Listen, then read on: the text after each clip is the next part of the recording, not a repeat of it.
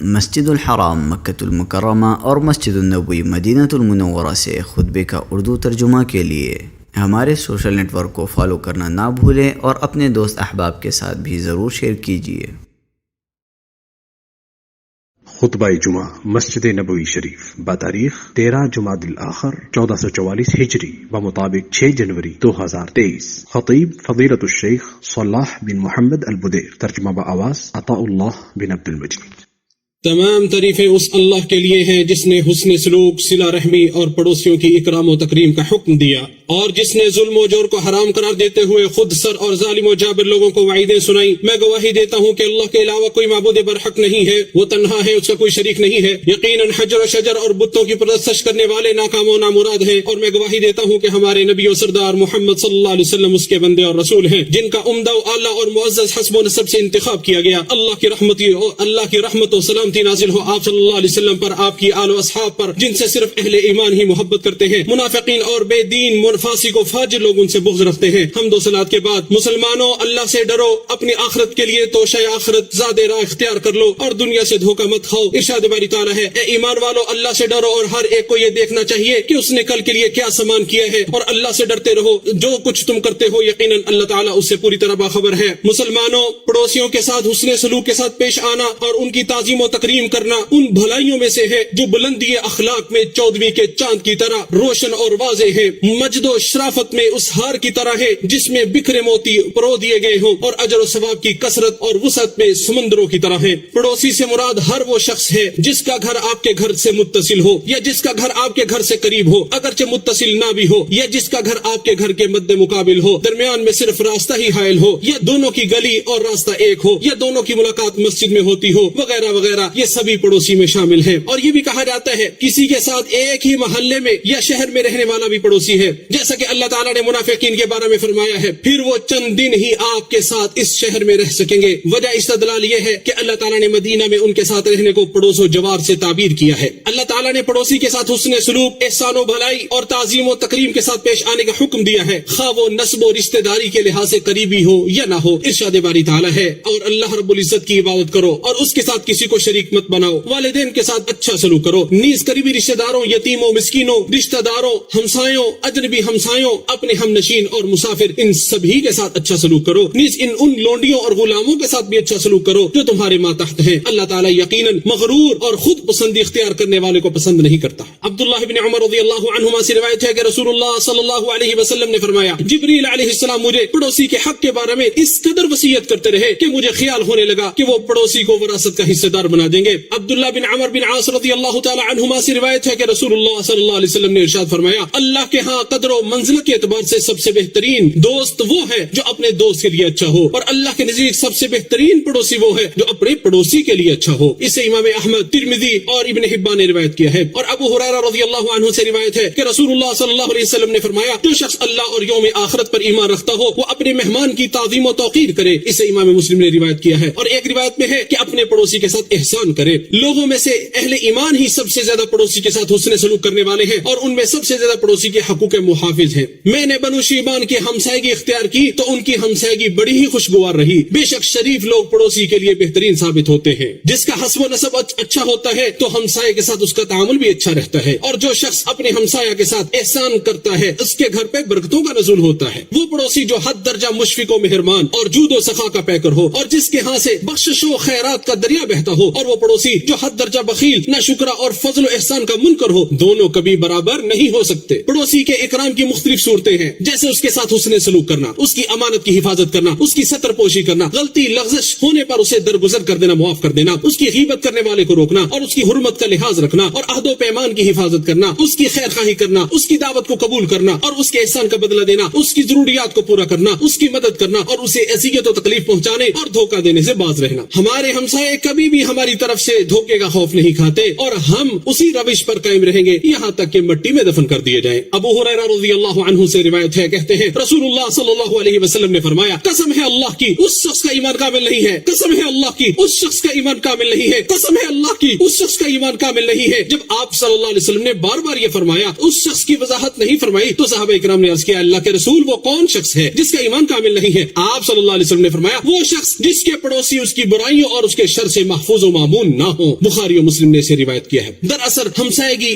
ہمسایوں کے درمیان ایک قیمتی رشتہ ہے، لہٰذا اپنے پڑوسیوں کے ساتھ دوستی و محبت کے ساتھ رہو. ان کے فقراء، یتیموں، بیواؤں اور مسکینوں کے ساتھ احسان کرو، کیونکہ شریف اور سخی لوگوں کے ساتھ رہنے والے پڑوسیوں کی اولاد پر بھی یتیمی یا تنگ دستی ظاہر نہیں ہوتی. ابن عباس رضی اللہ تعالی عنہما فرماتے ہیں کہ رسول اللہ صلی اللہ علیہ وسلم نے ارشاد فرمایا، وہ شخص کامل مومن نہیں ہو سکتا جو خود تو پیٹ بھر کر کھائے اور اس کا پڑوسی بھوکا رہے. اسے امام بخاری نے ادب المفرد میں روایت کیا ہے. اور ابو ذر رضی اللہ تعالی عنہ سے روایت ہے کہ رسول اللہ صلی اللہ علیہ وسلم نے فرمایا، جب تم کوئی شوربے والی چیز یا شوربے والا سالن پکاتا ہے تو اس میں کچھ پانی زیادہ ڈال لیا کرو اور اپنے ہمسائے کا بھی خیال رکھا کرو. اسے امام مسلم نے روایت کیا ہے. جب بھی ہماری ہانڈی چولہے سے اترتی ہے تو ایک ڈوئی ہمارے لیے اور دوسری پڑوسی کے لیے ہوتی ہے. لہٰذا آپ کے پڑوس میں جو فقراء و مساکین، بے گھر اور پناہ گزین افراد ہیں انہیں یاد رکھو. اور موسم سرما کے حملے، سرد ہواؤں کے جھونکوں، اوس اولے اور برف باری کی شدت سے جن کے دانت تھر تھرا رہے ہیں، جن کی ہڈیوں کے جوڑ جوڑ کانپ رہے ہیں، جن کی انگلیاں شل ہو چکی ہیں اور جن کے حلق خشک ہو گئے ہیں، انہیں مت بھولو.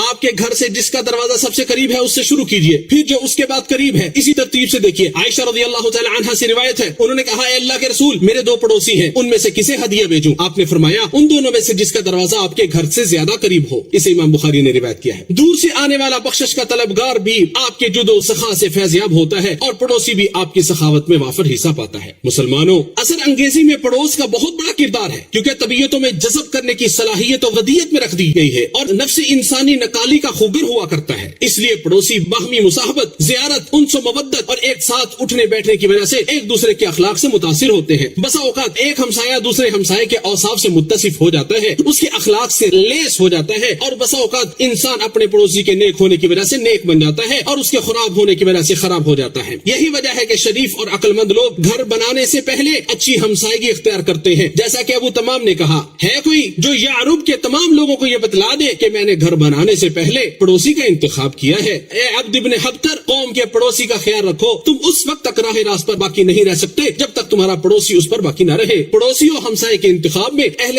دانش و بینش کے بہت سے مشہور اقوال ملتے ہیں. جیسے ایک قول یہ ہے، گھر سے پہلے پڑوسی کو دیکھو، اور ایک قول یہ ہے، سفر سے پہلے رفیق کا انتخاب کرو. اور یہ بھی کہا جاتا ہے کہ اپنا گھر خریدنے سے پہلے اپنا پڑوسی پہچان لیجئے. اور یہ بھی مشہور قول ہے، جس کا پڑوسی برا ہوگا اس کا مسکن، اور اس کی رہائش بھی بری ہوگی اس کا مسکن بھی برا ہوگا. اور کہا جاتا ہے اچھے پڑوس کا انتخاب کرو، کیونکہ درندے اور ہواؤں میں اڑنے والے پرندے بھی اپنے پڑوسیوں کے حقوق کا خیال رکھتے ہیں. اور جن کے پڑوس میں رہو گے پہلے ان کو تلاش کرو، کیونکہ جب تک پڑوسی اچھا نہیں ہوگا وہاں گھر بنانا مناسب نہیں رہے گا. اور کسی گھر کی سعادت میں سے یہ ہے کہ اس کا پڑوس اچھا ہو. نافع بن حارث رضی اللہ تعالی عنہ سے روایت ہے کہ نبی کریم صلی اللہ علیہ وسلم نے ارشاد فرمایا، مسلمان آدمی کی سعادت یہ ہے کہ اس کا آنگن وسیع ہو، پڑوسی نیک ہو اور سواری اچھی ہو. اور سب سے خوش نصیب لوگ اس شہر کے لوگ ہیں جس کے باشندے اپنے پڑوسیوں کے حسن اخلاق کی تعریف کریں. ابو الجہم عدوی کو بصرہ میں ان کے گھر پر 1,00,000 درہم کی آفر کی گئی تو انہوں نے لوگوں سے کہا، تم لوگ سعید بن عاص کی ہمسائیگی کو کتنی قیمت میں خریدو گے؟ لوگوں نے کہا، کیا کبھی کسی پڑوس کو بھی خریدتے ہوئے کسی نے دیکھا ہے؟ تو ابو جہم عدوی نے فرمایا، اللہ کی قسم، میں ایسے گھر کو فروخت نہیں کر سکتا جس کے پڑوس میں ایک ایسا شخص رہتا ہو جو میرا اس قدر خیال رکھتا ہو، جب میں غائب ہوتا ہوں میرے احوال دریافت کرتا ہے اور میرے اہل و عیال کے بارے میں میرے حقوق یاد رکھتا ہے، جب مجھے دیکھتا ہے تو میرا پرجوش استقبال کرتا ہے، اگر میں کوئی چیز مانگتا ہوں تو خوشی خوشی میری ضروریات کو پورا کر دیتا ہے، اور اگر میں سوال نہیں کرتا ہوں میرے ساتھ پھر بھی شفقت کا معاملہ کرتا ہے اور خود ہی پیشکش کر دیتا ہے. اللہ کی قسم، اگر مجھے سونے کے برابر بھی اس گھر کی قیمت دی جائے پھر بھی میں اس کو اختیار نہیں کروں گا اور نہ ہی اس کو خاطر میں لاؤں گا. بے شک میں تمہارے پڑوسی پر رشک کرتا ہوں جسے تمہارے جیسا پڑوسی ملا ہے، اور وہ کس قدر خوش نصیب ہے جس کو تمہارا پڑوس حاصل ہے. اور جب آپ دیکھیں کہ آس پاس کئی گھر بسے ہوئے ہیں، ان کے دروازے ایک دوسرے کا دیدار بھی کر رہے ہیں، لیکن ان کے دلوں میں نفرت ہے، نفوس میں قدورت ہے، تو یہ جان لو کہ بخل و حرص، نزاع، بغض و نفرت اور منافست نے ان کے دلوں کی رونق کو ختم کر دیا ہے. اگر دلوں میں ایک دوسرے کو درگزر کرنے کا جذبہ نہ ہو تو پڑوسی کا مطلب صرف دیواروں کی قربت ہی رہ جاتی ہے. اے مسلمانوں، برا پڑوسی تو حد درجہ نقصان دہ، مسلسل شکاوت کا باعث، فقر و فاقہ اور دائمی شر و فساد اور ابدی اذیت و تکلیف کا سبب ہے. جو پڑوسی کے ساتھ برا سلوک کرتا ہے، ان کی غلطیوں کو ڈھونڈتا ہے، ان کے عیوب کو تلاش کرتا ہے، رازوں کو افشا کر دیتا ہے، اس سے دشمنی رکھتا ہے، نقصان پہنچاتا ہے، اس پر چیختا ہے، شریف اور کمینے میں فرق نہیں کرتا، اور نہ دور میں رہنے والے اور پڑوس میں رہنے والے کے درمیان فرق کرتا ہے، فتنوں کی آگ بھڑکاتا ہے، شر پھیلانے کی کوشش کرتا ہے. وہ بچھو کی طرح زہریلا، لومڑی کی طرح مکار اور گو کی طرح خبیث ہوتا ہے، اور ہمارے ہمسائے اس کی جھوٹی گواہیوں اور الزام تراشیوں سے محفوظ نہیں ہوتے ہیں. صقعب بن عمر نہدی سے جب نعمان نے سوال کیا کہ لا علاج بیماری کیا ہے تو آپ نے فرمایا، برا پڑوسی جس سے اگر بحث کرو تو تم پر بہتان باندھے، اگر غائب رہو تو تمہاری عیب جوئی کرے، اور خاموش رہو تو تم پر ظلم و زیادتی کرے۔ جو شیروں کے پڑوس میں رہے گا اس کے شر سے محفوظ نہیں رہ سکتا۔ شیروں کو اپنے پڑوس کا کوئی پاس و لحاظ نہیں ہوتا۔ لوگ کہتے ہیں سب سے برا پڑوسی وہ ہے جو اپنی آنکھ اور دل کا پہرا آپ پر لگائے رکھتا ہے۔ اگر کوئی اچھائی دیکھتا ہے تو اس کو چھپا دیتا ہے، اور اگر کوئی برائی دیکھتا ہے اس کو پھیلا دیتا ہے۔ اور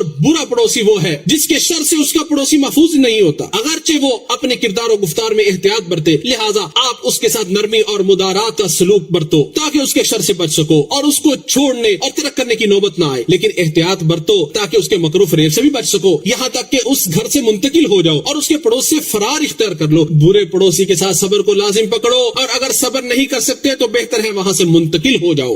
اور درندوں سے زیادہ ایسے آدمی کے پڑوس سے بھاگنا چاہیے، کیونکہ اہل و عیال میں در آنے والے کتنے ہی فتنے فساد کی جڑ یہی خرابی ہوتی ہے۔ بصرہ میں ابو الاسود کا ایک گھر تھا جہاں ایک پڑوسی سے ان کو ہر وقت اذیت پہنچتی رہتی تھی، تو انہوں نے اپنے گھر کو بیچ دیا۔ تو ان سے کہا گیا کہ آپ نے اپنے گھر کو فروخت کر ڈالا؟ تو انہوں نے جواب دیا کہ میں نے اپنے پڑوسی کی وجہ سے بیچا ہے۔ پڑوس میں رہنے والا آدمی اگر ہم مزاج اور ہم مشرب نہ ہو اور گھر کا ماحول سازگار نہ ہو تو ایسے گھر سے منتقل ہو جانا چاہیے۔ صوبان رضی اللہ تعالی عنہ سے روایت ہے کہ کوئی بھی شخص جو اپنے پڑوسی پر ظلم کرتا ہے، اسے ستاتا ہے، جس کی وجہ سے اس کا پڑوسی اپنا گھر چھوڑنے پر مجبور ہو جاتا ہے، تو اس شخص کے لیے ہلاکت و تباہی ہے۔ اس کو امام بخاری نے ادب المفرد میں صحیح سند سے روایت کیا ہے۔ اگر تمہارے نزدیک تمہارے پڑوسی کی کوئی عزت نہیں ہے اور نہ ہی تم جیسوں کے پاس رزق تلاش کیا جاتا ہے، تو اپنے حسب و نسب کو بوسیدہ کپڑوں میں لپیٹ کر رکھ دو، کیونکہ تمہارے اخلاق و کردار نے اس کی خباثت کو ظاہر کر دیا ہے۔ اور ایک مسلمان کو چاہیے اپنے گھر کو مشتبہ افراد اور فسق و فجور کے رسیا لوگوں کے گھروں سے دور رکھے اور اللہ سے ان کی شر سے پناہ مانگے۔ ابو ہریرہ رضی اللہ تعالی عنہ سے روایت ہے کہ نبی صلی اللہ علیہ وسلم نے ارشاد فرمایا، رہائش کی جگہ میں برے پڑوسی سے اللہ کی پناہ مانگو، کیونکہ خانہ بدوش تو اپنی جگہ بدلتے رہتے ہیں۔ امام نسائی نے اسی روایت کیا ہے۔ امام ذہبی رحمہ اللہ نے فرمایا، اگر پڑوسی کبیرہ گناہوں کا مرتکب ہو تو وہ دو حالات سے خالی نہیں ہوگا، یا تو وہ پردہ میں یہ کام کرے گا اور اپنے دروازے کو بند رکھے گا، تو ایسے آدمی سے اعراض کریے، اور اگر ممکن ہو تو اس کو تنہائی میں واضح نصیحت کیجیے، اور یہی زیادہ بہتر ہے۔ اور اگر فسق و فجور کا اعلانیہ مرتکب ہو تو اس سے اچھی طرح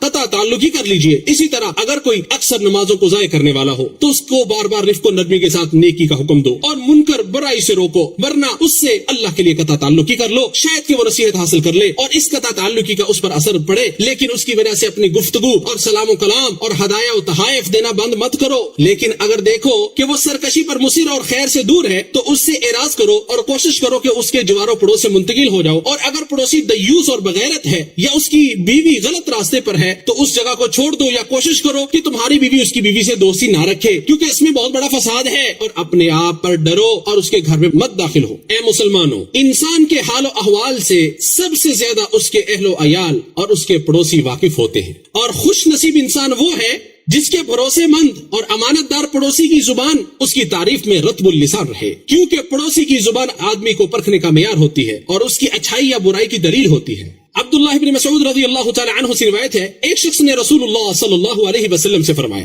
میں نے اچھا کیا یا برا کیا مجھے کیسے معلوم ہوگا؟ تو نبی کریم صلی اللہ علیہ وسلم نے فرمایا، اگر تم اپنے پڑوسی کو کہتے ہوئے سنو کہ تم نے اچھا کیا تو حقیقت میں تم نے اچھا کیا، اور اگر تم نے انہیں یہ کہتے ہوئے سنا کہ تم نے برا کیا تو واقعی تم نے برا کیا۔ اسے امام احمد اور ابن ماجہ نے روایت کیا ہے۔ عمر رضی اللہ تعالی عنہ نے فرمایا، اگر آدمی کے اندر 3 خصلتیں پائی جائیں تو اس کے نیک ہونے میں کوئی شک نہیں ہے، اگر اس کے رشتہ دار، پڑوسی اور اس کے دوست اس کی تعریف کرے۔ اللہ تعالیٰ مجھے اور آپ سب کو ان خوش نصیبوں میں شمار کر لے جنہیں مقبولیت حاصل ہوئی اور جن کی اپنے رب کے فضل سے ہر خواہش پوری ہوئی۔ آپ سب نے میری باتیں سنی، اسی پر میں اکتفا کرتا ہوں۔ اب میں اللہ تعالیٰ سے اپنی مغفرت کا طلبگار ہوں، اور آپ سب بھی اس سے مغفرت طلب کریں، بے شک وہ رجوع کرنے والوں کو معاف کرنے والا ہے۔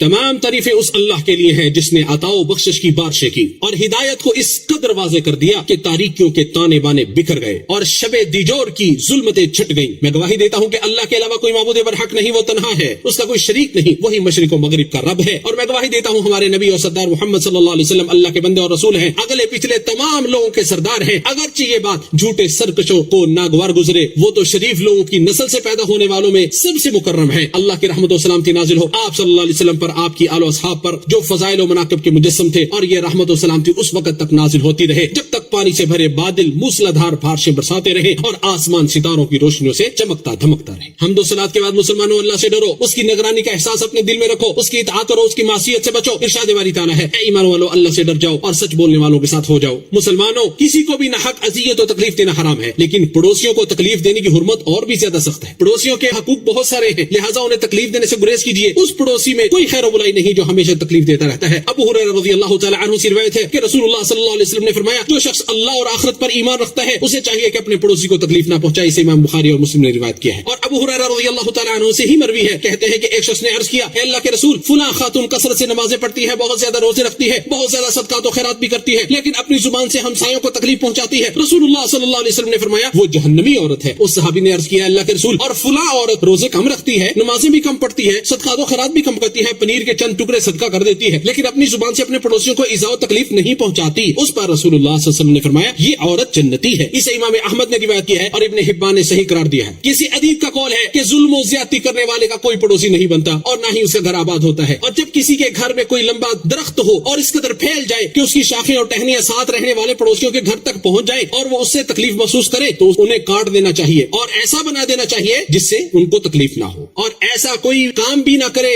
جس سے ایسی سخت اور مسلسل آواز پیدا ہو رہی ہو جس سے پڑوسیوں کو تکلیف ہو، اور ہر ایسی چیز کو بھی زائل کرنا واجب ہے جس کی بدبو پڑوسیوں کو مسلسل اذیت پہنچا رہی ہو، مثلا کوڑا کرکٹ، خار و خس اور گھاس پھوس وغیرہ، کیونکہ یہ کھلم کھلا پڑوسیوں کو اذیت و تکلیف میں مبتلا کرنے کا باعث ہے۔ اور اسی طرح رہائشی گھروں کی چھتوں پر کبوتروں کو پالنا بھی جائز نہیں ہے کیونکہ اس سے بھی پڑوسیوں کو تکلیف ہوتی ہے۔ اسی طرح گھروں کی چھتوں پر چڑھنے سے پڑوسیوں کے گھروں اور ان کی محرمات پر نگاہ پڑتی ہے اور اسی نگاہ کے ذریعے ان کے سطر اور پردے کی حرمت پامال ہوتی ہے۔ اسی طرح ان کبوتروں کے گھونسلوں، ان کی خشک لکڑیوں اور کبوتروں کی بیٹ و گندگی سے بھی پڑوسیوں کو تکلیف ہوتی ہے جو سراسر ان کے ساتھ زیادتی ہے۔ ہاں اگر پرندے اڑانے کی غرض سے نہیں ہے بلکہ چوزوں کے لیے یا انڈوں کے لیے یا مانوسیت کے لیے یا پیغام رسانی وغیرہ کے لیے رکھے ہیں جن میں لوگوں کو کسی قسم کی کوئی اذیت و تکلیف نہیں ہے، یا ایسے پرندے ہیں جن کے پر کاٹ کے رکھے گئے ہیں یا پنجروں میں بند رکھے گئے ہیں، انہیں اڑانا مقصود نہیں ہے تو پھر کوئی حرج نہیں ہے۔ ان کا اناج و دانا، باقی بچا ہوا کھانا اور کبوتروں کے پانی پینے کی نالیاں وغیرہ جیسی ان چیزوں کو لوگوں کے گھروں کے درمیان یا رہائشی محلوں کے درمیان سڑکوں پر پھیلانا پھینکنا بالکل جائز نہیں ہے، کیونکہ اس سے تعفن و گندگی پھیلتی ہے اور ہمسایوں کو تکلیف ہوتی ہے۔ اور جب وہ کسی پھلدار درخت یا کھجور کے درخت پر پھل توڑنے کی خاطر چڑھے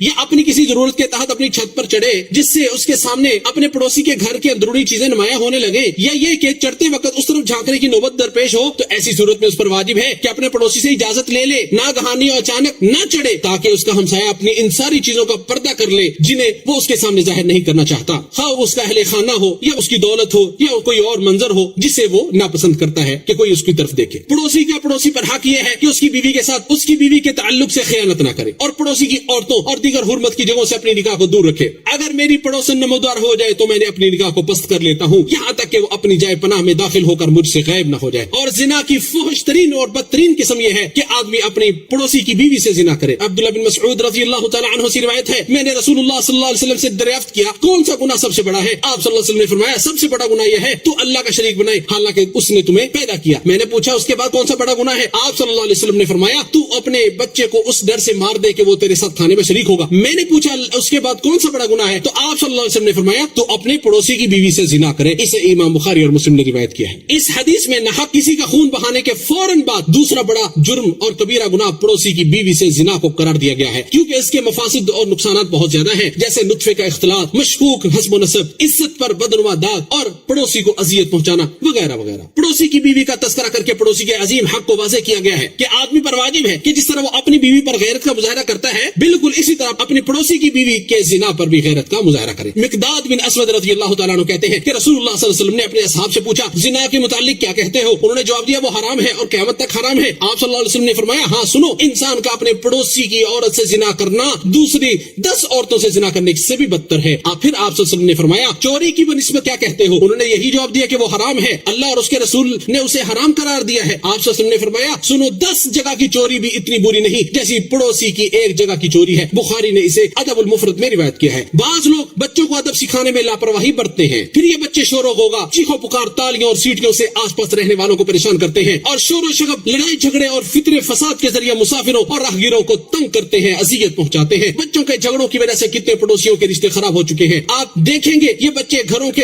گوشے اور کونے میں انار کے دانوں کی طرح بڑی تعداد میں جمع ہو جاتے ہیں۔ ان کا مقصد صرف شور و شغب کرنا ہوتا ہے، نہ طلوع فجر انہیں روک پاتی ہے اور نہ کسی کی نظر سے وہ شرماتے ہیں۔ وہ اذان سنتے ہیں پر جواب نہیں دیتے ہیں، نماز کے لیے سب بندیاں ہو جاتی ہیں لیکن وہ کوئی پرواہ نہیں کرتے۔ وہ کسی بزرگ کو دیکھ کر بھی نہیں شرماتے، وہ چھیڑ چھاڑ، سرکشی اور مذاق و تمسخر میں ہی سرمست رہتے ہیں۔ کون ہے جو مجھ سے سونے والے پڑوسی کو بیچے گا؟ ایسے پڑوسی کے بدلے میں جو نہ تو خود سوتا ہے نہ دوسرے کو سونے دیتا ہے۔ وہ دن میں تو انسانی لباس میں رہتا ہے لیکن آدھی رات کے بعد شیطان رجیم بن جاتا ہے۔ لہٰذا اپنی اولاد کو ہمسایوں کو تکلیف دینے سے باز رکھو، ان کے اخلاق کو سنوارو، فضائل اور اچھے مکارم اخلاق کے عادی بناؤ، یہاں تک کہ وہ بہترین اخلاق و آداب، سیدھے رخ، درست منہج اور مقبول شکل و صورت اپنا لیں۔ راہ راست دکھانے والے، مخلوق کی سفارش کرنے والے احمد مجتبیٰ صلی اللہ علیہ وسلم پر سب سے کثرت سے درود و سلام پڑھو، کیونکہ جو ان پر ایک بار درود پڑے گا اللہ تعالیٰ اس پر 10 رحمتیں نازل کرے گا۔ اے اللہ ہمارے نبی و سردار، رحمت و ثواب کی خوشخبری دینے والے، عذاب و عقاب سے ڈرانے والے محمد صلی اللہ علیہ وسلم پر درود و سلام نازل فرما، جو روز قیامت صاحب شفاعت ہوں گے، جن کی سفارش کو قبول کیا جائے گا۔ اے اللہ ان پر، ان کی آل و اصحاب پر رحمتیں نازل فرما، اور ان کے ساتھ ساتھ ہم سے ربی راضی ہو جائے۔ اے کریم اور بہت زیادہ عطا کرنے والے، اے اللہ اسلام و مسلمانوں کو غلبہ عطا فرما، شرک و مشرکین کو ذلیل و رسوا فرما، دین کے دشمنوں کو تباہ و برباد فرما، تمام مسلم ممالک اور ہمارے ملک مملکت سعودی عرب کو سازش کرنے والوں کی سازش، مکر و تدبیر کرنے والوں کے فریب اور بغض و حسد رکھنے والوں کے بغض و حسد سے محفوظ فرما۔ اے تمام جہانوں کے پالنے والے، اے اللہ ہمارے پیشوا خادم حرمین شریفین کو اپنے پسندیدہ کاموں کی توفیق عطا فرما اور نیکی و تقوی کے کاموں کی توفیق عطا فرما۔ اے اللہ اے تمام جہانوں کے پالنے والے، انہیں اور ان کے ولی عہد کو اسلام کی تقویت اور مسلمانوں کو اصلاح کے کام سر انجام دینے کی توفیق عطا فرما۔ اے اللہ ہماری فوج اور ہماری سرحدوں کی حفاظت فرما۔ اے تمام جہانوں کے پالنے والے، اے اللہ ہمارے بیماروں کو شفا عطا فرما، مصیبت زدہ لوگوں کو عافیت عطا فرما، ہمارے فوج شدگان کی مغفرت فرما اور دشمنوں کے خلاف ہماری مدد فرما۔ اے تمام جہانوں کے پالنے والے، اے اللہ ہماری دعا کا شرف قبولیت عطا فرما اور ہماری پکار کو منظور فرما۔ اے عزت والے، عظمت والے اور نہایت رحم کرنے والے۔